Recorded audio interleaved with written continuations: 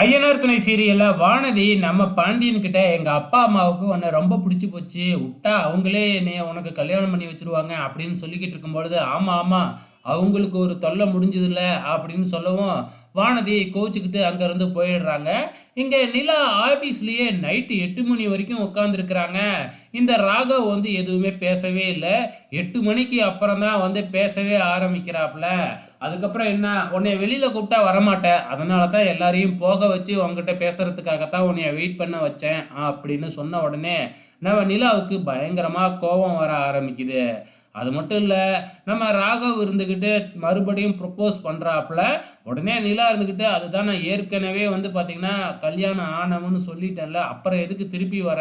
அப்படின்னு கேட்க, "உன் கல்யாண விஷயம் எல்லாமே எனக்கு தெரியும்." அப்படின்னு சொல்லிட்டு, "உங்க வீட்ல உனக்கு பிடிக்காத கல்யாணம் ஏற்பாடு பண்றப்ப, நீ ஒடியாந்தப்ப, அந்த டிரைவர் உனக்கு ஹெல்ப் பண்ணப்ப, அப்ப போலீஸ் ஸ்டேஷன்ல எதார்த்தமா உங்களுக்கு கல்யாணம் நடந்துச்சு. இது வந்து ஒரு டிராமா கல்யாணம் தானே! இது உனக்கே தெரியும். அது மட்டும் இல்ல, நீங்க டிரைவர்ஸ்க்கே அப்ளை பண்ணியிருக்கீங்க. இதெல்லாம் எனக்கு ஒரு பெரிய பிரச்சனையே இல்ல. நான் உன்னைய கல்யாணம் பண்ணிக்கிறேன். எதுக்கு அத்தன ஆம்பளைங்க இருக்கிற வீட்ல நீ இருக்கணும்? உனக்கு நான் தனியா ஒரு ஃப்ளாட் பார்க்குறேன். அந்த ஃப்ளாட்லயே தங்கிக்க."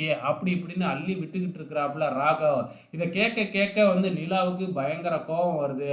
என் பர்சனல் விஷயத்துல தலையிடுறதுக்கு நீ யாரு? இப்படிதான் இங்க வேலை பார்க்குற எல்லாரோட பர்சனல் லைஃப்லயும் நீ தலையிடுவியா? அப்படின்னு நம்ம ராகவ விட்டு பொல பொலன்னு பொளந்துட்டு நிலா அங்கருந்து கோவமா வந்துடுறாங்க. இந்த பக்கம் வானதி பாண்டியனுக்கு ஃபோன் பண்ணிக்கிட்டே இருக்கிறாங்க. ஆனா பாண்டியன் ஃபோன் எடுக்கவே இல்ல. பக்கத்துல உட்கார்ந்திருக்கிற நம்ம சோழனுக்கு கடுப்பாயிடுது. ஏற்கனவே டென்ஷன்ல இருக்கிறாப்புல இந்த ராகவ், நிலா பிரச்சனையினால. இதனால ஃபோன புடிச்சு தள்ளி விட்டுர்றாப்புல. இதனால வந்து நம்ம பாண்டியனுக்கும், சோழனுக்கும் பயங்கரமா சண்டை வந்து அடிச்சுக்கிறாங்க. அதுக்கப்புறம் சேரன் வந்து எப்படியோ சமாதானப்படுத்திடுறாப்புல.